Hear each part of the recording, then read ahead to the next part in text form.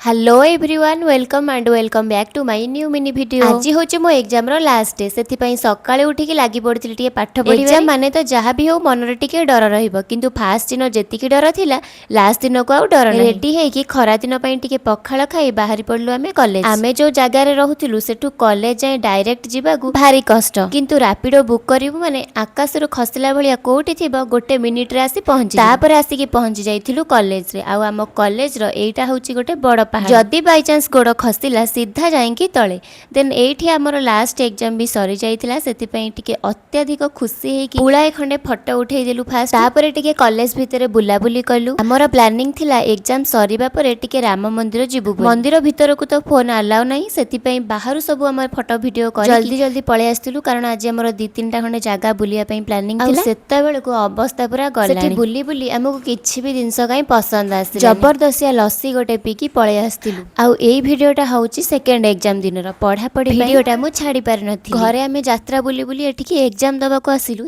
ता भीतर भी पुनी मन छाडुनी पळे आसु आमे एठी मेला बुली। हमर सेठिका ठारू एठिका इयरिंग्स टिके स्टाइलिश लास्ट रे गोटे आइसक्रीम आनथिलु जे ता काठी पूरा आकाश पातळ भलिया। आजिर मिनी ब्लॉग को मु अधिक लंबा न करी कि एठी एंड करूची।